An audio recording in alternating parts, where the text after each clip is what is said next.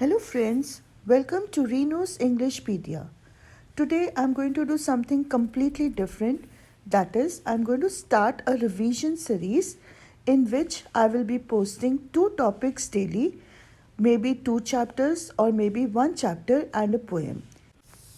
The best part about this video series is going to be that they are going to be classroom transactions where actual involvement of the students can be heard.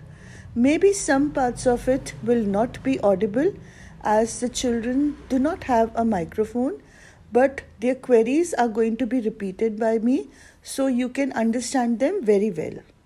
We will now start with the poem Keeping Quiet. Keeping Quiet is written by Pablo Neruda. Very good. Keeping Quiet जो poem है वो कुछ different parts में divided है. Can you tell me what those parts are? मतलब जब हम ये पोएम को देखते हैं तो फर्स्ट पार्ट में क्या आता है?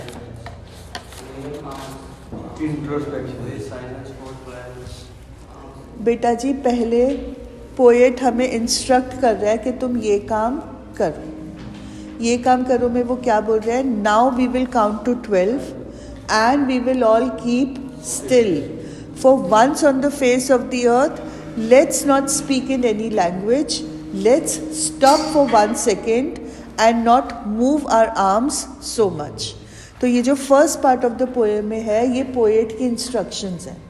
ये इंस्ट्रक्शंस में वो हमें क्या क्या बोल रहा है? फर्स्ट इंस्ट्रक्शन क्या है? Count up to 12. ये 12 वर्ड क्या डिनोट करता है? ये सिंबॉलिज्म है. ये 12 वर्ड क्या सिंबलाइज कर रहा है? 12 घंटे दिन के, 12 hours of the clock, 12 hours of the day. और क्या बता रहा है? 12 months of the year and the 12 zodiac science. तो ये सारी चीज़ें क्या बता रही हैं? टाइम. 12 क्या सिंबलाइज कर रहा है? टाइम.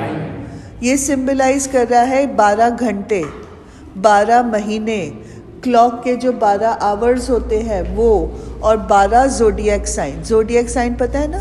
जेमिनाई, पाइसेस, एरीज, ये 12 साइन है. राशिफल ये 12 है.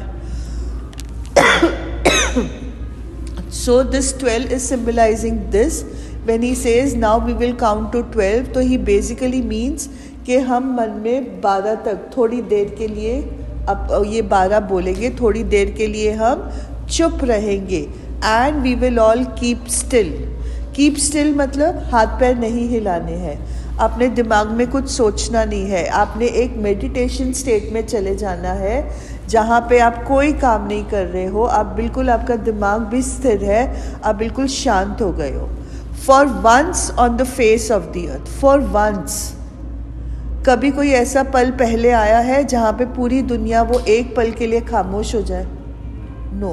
बोलते ये एक पल अगर आएगा, can you tell me what all can happen अगर हम सब 1 मिनट के लिए चुप हो जाएंगे? जब बेटा ये जो पोएम है ना, ये कोविड लॉकडाउन में जो हमने बेनिफिट्स देखे कोविड लॉकडाउन के, ये उस पोएम को लिटरली एग्जेम्प्लीफाई कर रही है. खामोशी थी, कोई पोल्यूशन, कोई ट्रैफिक नहीं था. लाइफ वॉज मच बेटर, है ना? हम अपनी फैमिली में खुशियाँ ढूंढ रहे थे. हम बाहर जाके उटपटांग हरकतें करने की नहीं सोच रहे थे. हमने अपने अंदर बहुत हिडन बातें ढूंढी, बहुत हिडन बातें हैं जो हमें खुद के बारे में समझ में आई.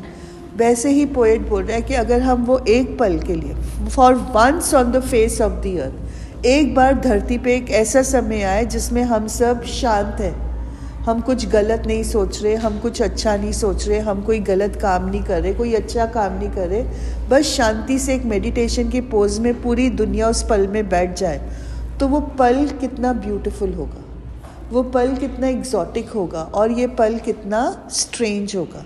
स्ट्रेंज क्योंकि ऐसा कभी पहले हुआ नहीं है, राइट? बट एनीवेज वो अभी हमें जो इंस्ट्रक्शन दे रहा है वो यही दे रहा है कि 12 तक गिनो. जितनी देर आप ये 12 तक गिन रहे हो, आप कोई और थॉट को अपने दिमाग में मत आने दो. आप कोई एक्शन नहीं करो, किसी भी लैंग्वेज में बात नहीं करना है. अब वो लैंग्वेज की बात क्यों कर रहा है? लैंग्वेज का फंक्शन क्या है? What is the purpose of language? हाँ जी, लैंग्वेज के बेस पे हम जज कर लेते हैं। वो तो है कि let's not speak in any language. मैं पूछ रही हूँ लैंग्वेज का पर्पस क्या है, लैंग्वेज का एम क्या है? हाँ जी, राइटिंग नहीं बेटा, कीपिंग क्वाइट करवा रही हूँ। अराउंड 1 आवर के बाद होगी राइटिंग की class.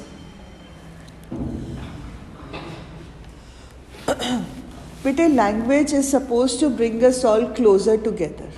It is to be use to communicate with each other. Language ज़रूरी नहीं होता है कि बोल के हो, कई बारी हम सर हिलाकर भी कम्युनिकेट कर लेते हैं, कई बारी हम आंखों से भी कम्युनिकेट कर लेते हैं, right? Language was a means to bring people together. But language ने क्या किया है रियलिटी में? डिफरेंसेस क्रिएट कर दिए हैं। इसको तो इंग्लिश बोलनी नहीं आती है तो ये तो डफर है, इसकी हिंदी देख कैसा बोलता है, ये तो गधा है, राइट? लैंग्वेज ने हम लोगों को अलग कर दिया। हम लोगों की एक्सेंट्स के ऊपर मजाक उड़ाते हैं, हम लोगों के बोलने के तरीके में मजाक उड़ाते हैं। तो पोएट बोल रहे हैं आप किसी लैंग्वेज में भी नहीं बोलो, कोई लैंग्वेज बड़ी छोटी नहीं है। Let's not speak in any language for that one moment when we are counting up to 12। हमने कुछ बोलना भी नहीं है, चाहे वो जिस मर्जी लैंग्वेज में क्यों ना हो। Let's not speak in any language. Let's stop for 1 second and not move our arms so much. Not move our arms so much ये क्या है?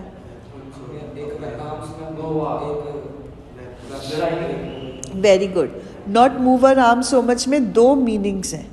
यहाँ पे लिटरेरी डिवाइस पन का यूज़ किया गया है, PUN पन। पन का मतलब होता है जब एक वर्ड को इस तरह से यूज़ किया जाए कि वो दोनों मीनिंग कन्वे कर रहा है। अब आर्म्स इमीडिएटली आपके दिमाग में आता है बाजू, राइट? सेकेंड मीनिंग है एम्यूनिशन। जब लोग लड़ते हैं, जब किसी सरहद पे जंग छिड़ती है तो उस देश में क्या शुरू हो जाता है? Movement of ammunition and soldiers, yes और नो? भर भर के ट्रक कॉन्वॉयज जाते हैं जिसमें बारूद भरा हुआ होता है, ट्रेन्स जाते हैं, शिप्स जाते हैं, हेलीकॉप्टर्स जाते हैं सामान उठा के। So that is moving ammunition. बोलते हैं कि वो पल लेकर आओ जहाँ पे हम वॉर्स के बारे में ना सोचें, जहाँ में हम कोई डिस्ट्रक्टिव एक्टिविटी करने के बारे में ना सोचें, तो आर्म्स का यूजेज वहाँ पे किया गया है। Let's not move our arms so much. यहाँ तक क्लियर आया? These are the instructions. अब नेक्स्ट जो शुरू होता है, इट स्टार्ट्स विद कि ये जो पल हम जिसकी बात कर रहे हैं, ये पल कैसा होगा, हम इस पल में क्या क्या कर पाएंगे, कैसा होगा और इस पल में क्या क्या कर पाएंगे। That is the other part of the poem. अब ये पल कैसा होगा? It would be an exotic moment. Exotic क्या होता है? एक्स्ट्राऑर्डिनरी, बड़ा खास, स्पेशल मोमेंट। आम को एग्जॉटिक फ्रूट बोला जाता है, मैंगो को एग्जॉटिक फ्रूट बोला जाता है। क्यों? उसका जो टेस्ट है वो किसी भी फ्रूट के साथ मैचलेस है। दुनिया में शायद ही कोई होगा जो बोलेगा मुझे आम पसंद नहीं है। It's got a very special taste, right? तो ये मोमेंट भी जो होगा जहाँ पे हम कुछ नहीं बोल रहे होंगे, that would be an exotic moment. Very nice. But at the same अब ये एग्जॉटिक मोमेंट क्यों होगा? Because it will be without rush, without engines. Rush मतलब लोग भीड़ भाड़ की तरह इधर उधर नहीं भागेंगे। कोविड लॉकडाउन में कोई जा रहा था घर के बाहर, it was a moment without rush. Was it a moment without engines? Yes, quite a lot. घरों में ज़रूर मिक्सी वगैरह चल रही थी, बट अदरवाइज दुनिया में कोई रोड्स नहीं बन रहे थे, कोई मशीन, कोई फैक्ट्री में काम नहीं हो रहा था। जो आवाज़, जो शोर, जो पोल्यूशन है, वो चीज़ नहीं हो रही थी। It would be an exotic moment without rush, without engines. और क्या होगा इस पल में? We would all be together. हम सब एक हो गए थे, हम सब आगे बढ़कर आए थे उन लोगों की एक दूसरे की मदद करने में। किसी के घर में कुछ कम है या कोई किसी के घर में क्वारंटीन में है तो हम जैसे तैसे करके उसके घर के बाहर खाना रख देते थे? यस और नो? हम सब एक हो गए थे, हम एक दूसरे की तकलीफ़ को समझ रहे थे, हम एक दूसरे के लिए एक हेल्पिंग हैंड बढ़ा रहे थे. We would all be together in a sudden strangeness.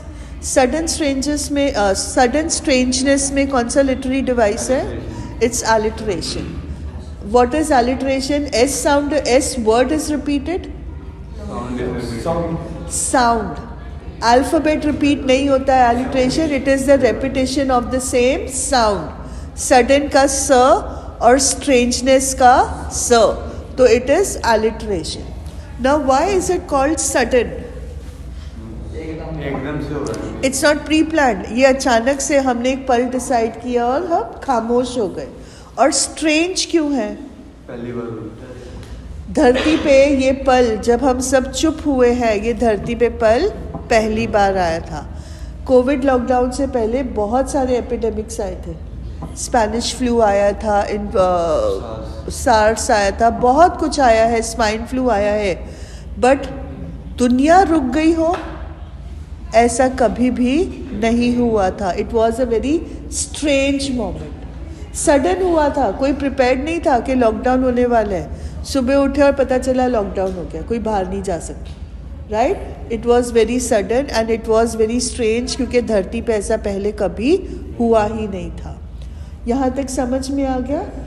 अब ये पल कैसा होगा डिस्कस कर लिया, ये पल कैसे आएगा वो डिस्कस कर लिया. अब इस पल में क्या होगा ये चीज़ समझनी आप लोगों के लिए थोड़ी मुश्किल होती है. I don't know why. इस पल में 3-4 चीज़ें हैं जो होंगी. कंटिन्यूएशन में पढ़ रही हूँ और फिर एक्सप्लेन करूँगी. First is fisherman in the cold sea would not harm the whales. Second is the man gathering salt would look at his hurt hands. Third था those who prepare green wars will put on clean clothes and walk about with their brothers in the shade doing nothing. 3 चीज़ें होंगी. क्या होगा? Fisherman है वो well को harm नहीं करेगा. फिर सॉल्ट गैदरर क्या करेगा? अपने हॉट हैंड्स को हिंदी में क्या बोलते हैं? जख्मी हाथों को वो देखेगा. और थर्ड क्या होगा? जो लोग वॉर्स इनिशिएट करते हैं वो आपस में भाईचारे में एक दूसरे के साथ चलेंगे. साफ कपड़े पहने. बीच में वो एक्सप्लेनेशन अलग बात है, वो बहुत कुछ है जो मैंने मिस किया है. बट 3 चीज़ें होंगी जब ये एग्जॉटिक मोमेंट आएगा. First is fisherman will not harm whale. Second is salt gatherer would look at his hurt hands. Third is those who perpetrate wars, जो वॉर्स करवाते हैं वो एक दूसरे के साथ भाईचारे में चलेंगे. 3 पॉइंट समझ में आ गए. अब इनका सिंबॉलिक मीनिंग क्या है? Fisherman would not harm the whales, इसका सिंबॉलिक मीनिंग क्या है? वेल्स किस चीज़ को सिंबलाइज कर रहा है? नेचर, अर्थ. राइट? जब हमने फिशरमैन वेल को हार्म नहीं करेगा तो वो धरती को हार्म नहीं करेगा. This falls under the category of retrospection. What is the difference between introspection and retrospection? जब हम कीपिंग क्वाइट करते हैं तो हमारे को 3 थीम्स याद रखनी है. One is retrospection, one is introspection and third is mutual understanding. 3 example आपको दिए हैं और 3 थीम्स हैं. Retrospection, introspection, mutual understanding. Retrospection के स्पेलिंग लिख लो. RETROSPECTION. Retrospection hyphen fishermen thinking about the whales. Fishermen not harming the whales. Fisherman is not harming, HARMING, is not harming the whales. मतलब अपने बारे में नहीं, दूसरों के बारे में सोचना, धरती की भलाई के बारे में सोचना, दैट इज रेट्रोस्पेक्शन. हमारी हरकतें दूसरों को कैसे अफेक्ट करती हैं, दैट इज रेट्रोस्पेक्शन. ठीक है, अब फिशरमैन वेल्स को छोड़ देगा, ये इतनी बड़ी बात क्यों है? नॉर्मल है, छोड़ दे, फिशरमैन छोड़ सकता है, क्यों? वेल कैसी फिश है? छोटी फिश है कि सबसे बड़ी है? फिशरमैन जब फिश कैच करता है तो उसको नंबर के हिसाब से पैसे मिलते हैं कि वजन के हिसाब से? एक छोटी फिश और एक वेल को पकड़ने में या छोड़ने में कौन सी बड़ी बात होगी? वेल पकड़ना बड़ी बात होगी या छोटी फिश पकड़ना? क्यों? It symbolises a lot of money, है ना? एक वेल को पकड़े और 100 जगहों पे जाके 100 छोटी फिशेस को पकड़े, हमारे दिमाग में क्लियर है कि एक वेल पकड़ लेगा तो उसके महीनों का काम एक बार में पूरा हो जाएगा। बट यहाँ पे हम कह रहे हैं कि फिशरमैन वेल को हार्म नहीं करेगा, मतलब वो अपना फ़ायदा नहीं सोचेगा, वो वेल की सेफ्टी के बारे में सोचेगा। This is retrospection. एग्जाम्पल, जब आपको प्री बोर्ड में ये सवाल पूछा गया था, आपको validate with examples from the poem for retrospection and introspection था, तो ये फिशरमैन की एग्जाम्पल देनी थी कि फिशरमैन वेल को हार्म नहीं करेगा, he will think about the earth, he will think about other beings, and that is an example और that is a validation of retrospection. अब सॉल्ट गैदरर क्या करेगा? He will look at his hurt hands. Hurt hands क्या होता है? Introspection क्या होती है? मेरी हरकतें मुझे कैसे अफेक्ट कर रही है?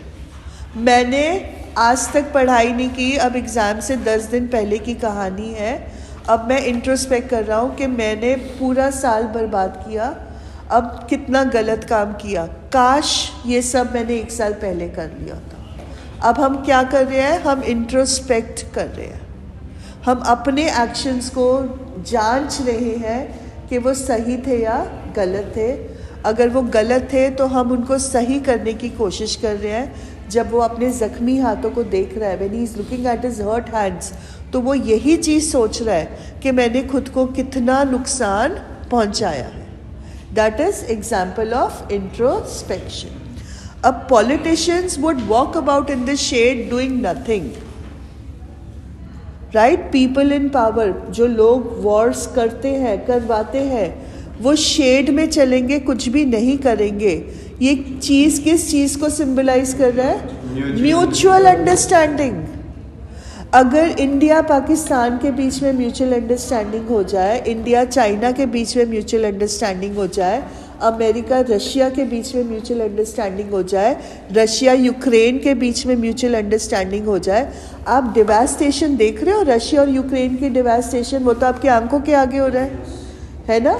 कितना पैसा, कितना पोल्यूशन, कितनी जानें गई हैं, कितने लोग जो इंडियन स्टूडेंट्स वहाँ से भाग कर आए हैं, उनकी पढ़ाई का कितना हर्ज हुआ है।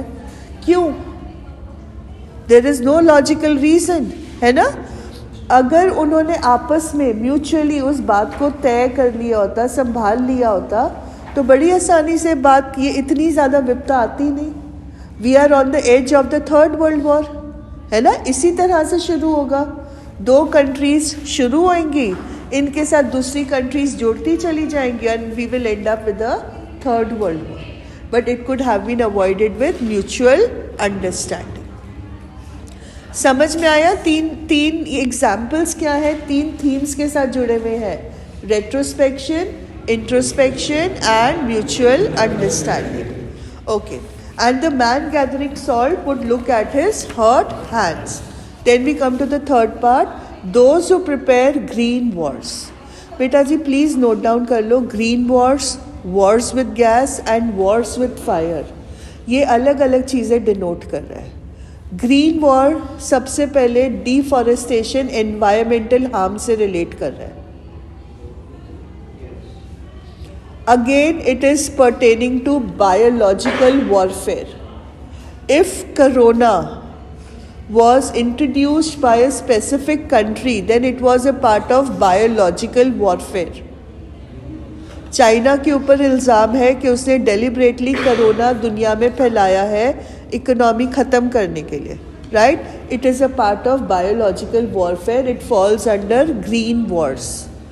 किसी तो एक बुक में ग्रीन वॉर्स पैसों के साथ भी कनेक्ट किया गया है। अमेरिका में मनी को ग्रीन कलर कहा जाता है, तो green war is also denoting war due to money. कोई बात नहीं बेटे, पैसों से लड़ाई जो होती है उसको भी किसी एक किताब में ग्रीन वॉर बोला गया है, बट मैंने green war relating to money ये ज़्यादा नहीं सुना है। ज़्यादातर लोग इसको एनवायरमेंटल डिज़ास्टर के साथ रिलेट करते हैं या बायोलॉजिकल वॉरफेयर। ये आवाज़ कहाँ से आ रही है इतनी बेटे? प्लीज़ ये बंद कर दो। 10-15 minutes। Second is wars with gas. Wars with gas is chemical fire and pollution. या तो वो केमिकल वॉरफेयर है या ये जो पोल्यूशन हम फैला रहे हैं। एंड वॉर्स विद फायर, ये जो हम लड़ाई झगड़े कर रहे हैं, जो आर्म्स एम्यूनेशन है, जो वोल्केनिक डिसरप्शन है, या फिर ये एटॉमिक बॉम्ब्स, न्यूक्लियर बॉम्ब्स को डिनोट कर रहा है।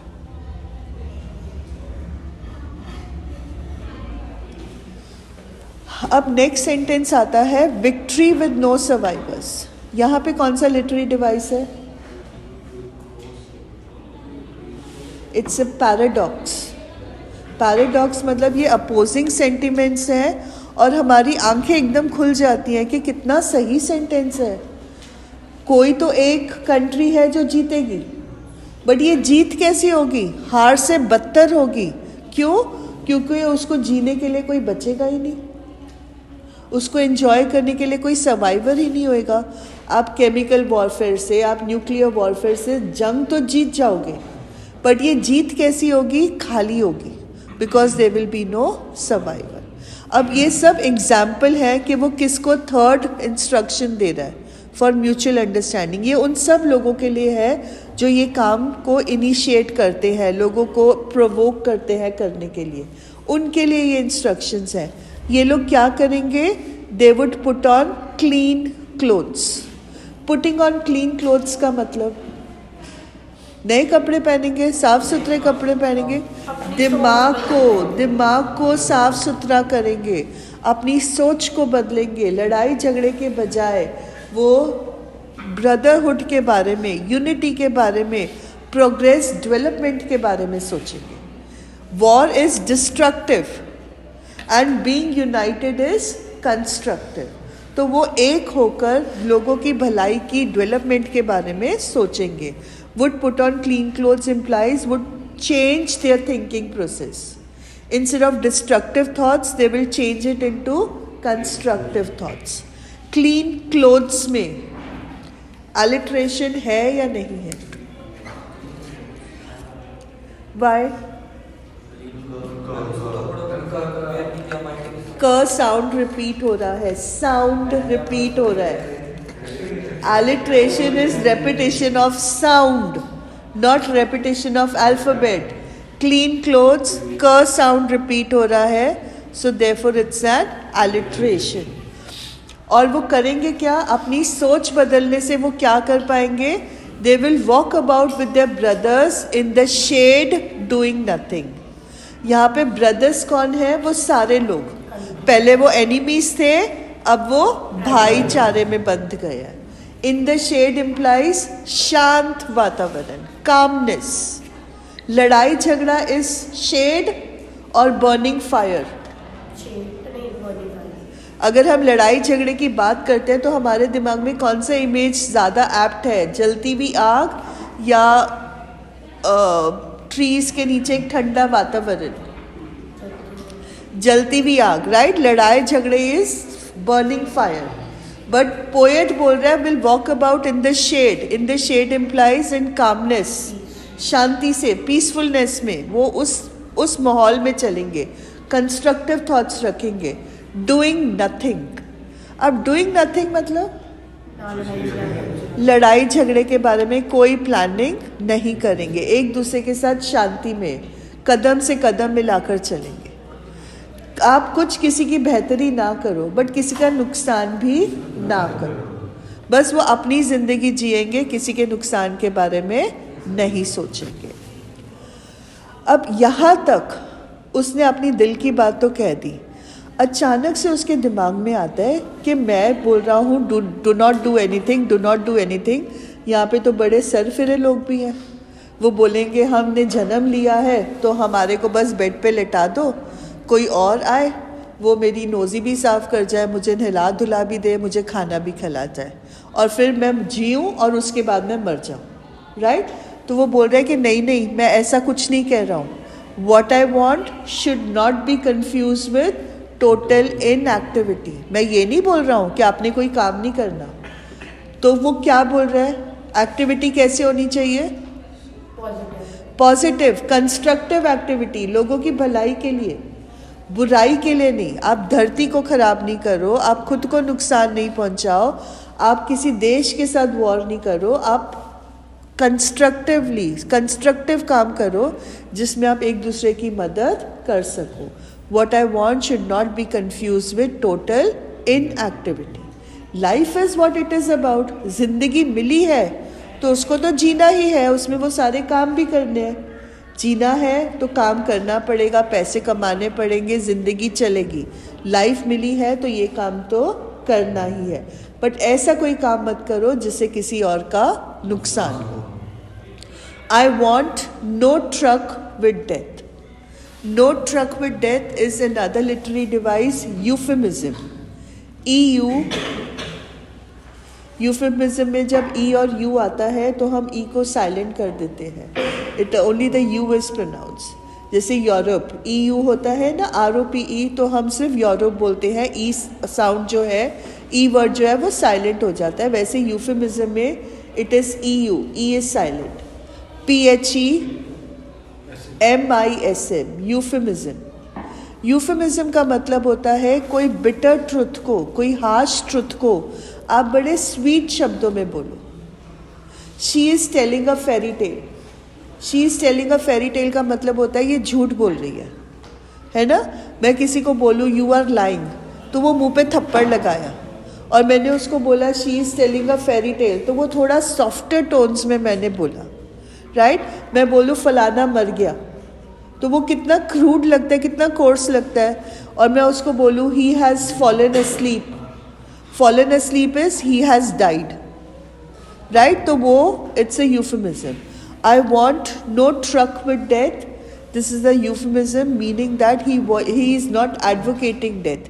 ही is not saying that we are born to die. He is not saying that you should, जैसे ही आप पैदा हो आप सुसाइड कर लो, आप उसके साथ मीटिंग कर लो, आप मर जाओ।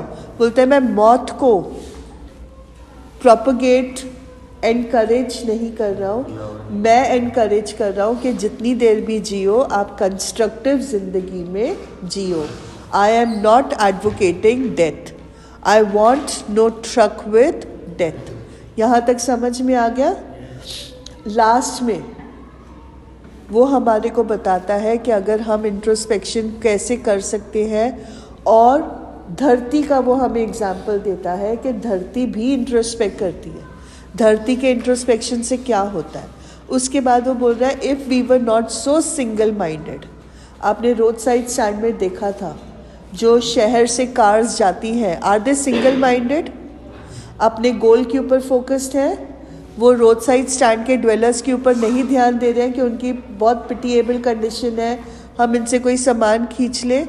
हम सब वो हैं, सिटी ड्वेलर्स हैं, जो किसी दुख दर्द को मिलते सोचते नहीं है। We are single minded, we are goal focused, हम अपने सेल्फ सेंटर्ड है, हम अपनी ज़िंदगी में आगे बढ़ते जा रहे हैं इररिस्पेक्टिव कि हमारे एक्शंस दूसरों को कैसे नुकसान दे रहे हैं। Right?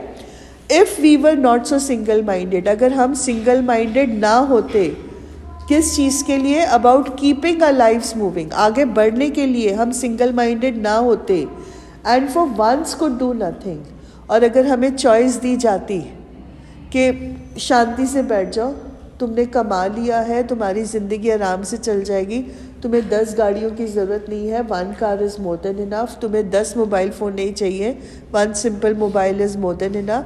If we were not single minded about keeping our lives moving and for once could do nothing, perhaps a huge silence might interrupt this sadness. ज़्यादातर लोग सुसाइड क्यों करते हैं?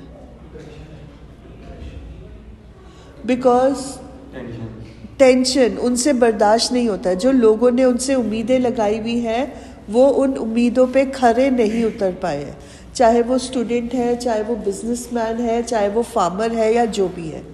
लोगों ने उनसे उम्मीदें लगाई हैं, उनकी वो उन उम्मीदों को पूरा नहीं कर पाते हैं, वो शर्मिंदा हो जाते हैं और वो सुसाइड कर लेते हैं। अगर हम सबको ऑप्शन देंगे कि अपनी लाइफ को शांति से जियो तो लोगों की लाइफ में से सैडनेस ख़त्म हो जाएगा। वो जो क्वाइट होगा ये इस सैडनेस को इंटरप्ट करेगा, हमें बताएगा कि हमने ये चीज़ अटेन नहीं की है, कोई बात नहीं, बट हमने ये सब तो अटेन किया है। हम बोर्ड एग्ज़ाम्स में 99% नहीं लेकर आए, बट एटलीस्ट हम इतना तो लेकर आए कि हमारे माँ बाप खुश हो जाएं। येस और no? Perhaps a huge silence might interrupt this sadness of never understanding ourselves. हमने कभी खुद को समझा ही नहीं है, हम चाहते क्या है, हम ये काम क्यों कर रहे हैं। आप सबको पता है क्लास बंक करना गलत था, आप सबको पता है क्लास में शोर करना गलत था, आप सबको पता है पढ़ना गलत था। पता होने के बावजूद आप कर रहे थे। आपको ये पता था आप क्यों कर रहे हो? अभी भी नहीं पता, because we have never understood ourselves. हम जानते हुए भी क्यों गलत काम करते हैं ये हमने कभी सोचा ही नहीं है। This is what the poet is explaining over here कि हम उदास क्यों हैं, क्योंकि हमने कभी भी इंट्रोस्पेक्शन रेट्रोस्पेक्शन नहीं किया है। We have never tried to understand ourselves. Perhaps a huge silence might interrupt this sadness of never understanding ourselves and of threatening ourselves with death. क्योंकि हम खुद को नहीं समझ पाते हैं, हम लोग हमसे बहुत उम्मीदें लगा लेते हैं और फिर हम थक हार के सुसाइड कर लेते हैं। हमारी जो ज़िंदगी का अंत है वो मौत में चेंज हो जाता है, right? We always threaten ourselves with death. अब फाइनल आ गया है, where he is giving the example of the earth कि आपको होप मिले। आपको जहाँ पे लग रहा है कि अभी सिर्फ 10 दिन रह गए हैं बोर्ड एग्ज़ाम्स में, मैं इतना सिलेबस कैसे करूँगा, तो उसके लिए आपको होप देने के लिए ये लास्ट एग्जाम्पल है। Perhaps the earth can teach us, as when everything seems dead and later proves to be alive. Winters में पेड़ पौधे सूख जाते हैं, तुलसी के पौधे से सारे लीव्स गिर जाते हैं, पर जैसे ही फरवरी मार्च आता है what happens? दोबारा से वो सूखे जो डालियाँ हैं उन पे हरे पत्ते आ जाते हैं। ये एग्जाम्पल अर्थ दे रहा है। Perhaps the earth can teach us when everything seems dead. जब वो हमें लगता है कि पौधा सूख गया है, वो मुरझा गया है, वो मर गया है, बट अच्छा मौसम के आते हुए and later proves to be alive. जैसे ही अच्छा मौसम आता है, जैसे ही हम अपनी सोच को बदलते हैं, जैसे ही हम रेट्रोस्पेक्ट करना शुरू करते हैं, तो हमें जीने के लिए नए रीजंस मिल जाते हैं, right? This is what the earth is teaching us. Last two lines. Now I'll count up to 12 and you keep quiet and I will go. ये first two lines के opposing sentences हैं। बोलता है अब चुप रहने का टाइम मेरा है। अब तक वो बोल रहा था आप सब चुपचाप सुन रहे थे। Now he says now I will count up to 12. अब मैं चुप रहूँगा और तुम इंट्रोस्पेक्ट करो, तुम मेरी बातों को सोचो और मैं काउंट 12 करके यहाँ से चला जाऊँगा। मैंने अपना काम पूरा कर दिया, मैं आपको समझाने आया था, मैंने समझा दिया, अब मैं शांत होके अपने काम में लग जाऊँगा। I will go. So this is the end of the poem. Now important points you need to remember in this poem is what is the tone of the poet throughout the poem. He is calm, calm, calm, शांत है। He is reflective,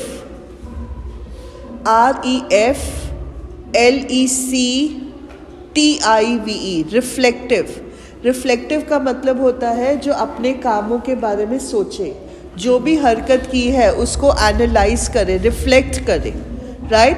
and the third is explanatory, वो हमें हर चीज़ बारीकी से explain कर रहे हैं, examples देके, राइम स्कीम इस पोएम में कोई नहीं है. The poem is written in blank verse. Blank verse का मतलब होता है some rules of poetry writing have been followed, not all the rules. Poetry writing के लेटर कोई भी राइटिंग करो उसके पर्टिकुलर रूल्स होते हैं, राइट. फ्री वर्स का मतलब होता है no rule has been followed. Blank verse का मतलब होता है some rules have been followed. और राइम स्कीम अगर प्रॉपर है तो फिर वो ऑल द रूल्स फॉलोड की बात आती है. तो ब्लैंक वर्स है सम रूल्स आर फॉलोड. बाकी मैंने ये जब वीडियो का मैं इमेज डालूंगी तो उसमें ये इमेज आ जाएगी, तो आप लिटरेरी डिवाइसेस वगैरह देख सकते हो. अदरवाइज नोट्स में भी आपको दे दिए हैं. So any questions? Okay, so I am ending this now. With this, we come to the end of the video. I hope that you liked it. Please do not forget to like, share and subscribe to the channel, and remember to press the bell icon for further notifications. Thank you.